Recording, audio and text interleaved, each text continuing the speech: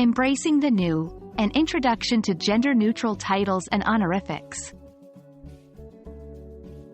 Hello, everyone. Welcome to our English language learning journey.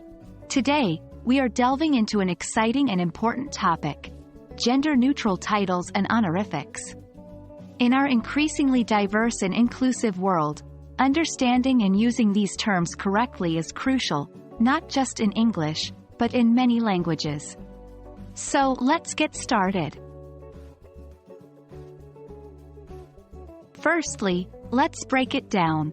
Titles and honorifics are terms we use in conversation, writing, or formal situations to show respect. They include words like Mr., Mrs., Doctor, or Sir. Gender-neutral titles and honorifics, as the name suggests, do not specify a person's gender. One of the most common examples is mix, pronounced mix, or mux. This title is used instead of Mr., Mrs., Ms., or Miss.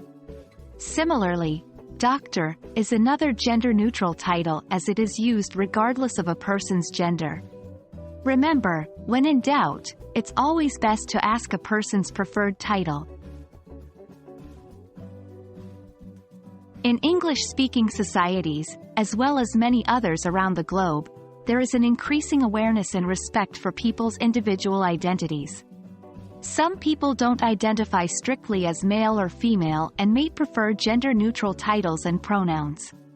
By using gender-neutral titles and honorifics, we can communicate respectfully with everyone, regardless of their gender identity.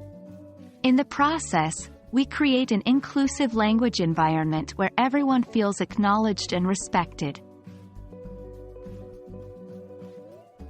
It's important to understand where and when to use these titles. When meeting someone for the first time, using a gender-neutral title like mix is a safe and respectful choice until you learn their preferred title. In writing, it can be used in the same contexts as traditional titles.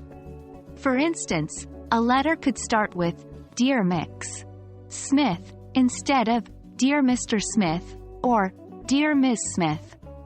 Remember, consistency is key.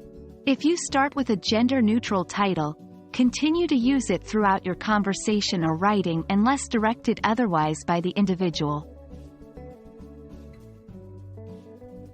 Thank you for joining us today as we explored gender-neutral titles and honorifics.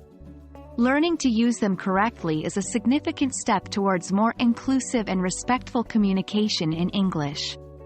Remember, it's not about being politically correct.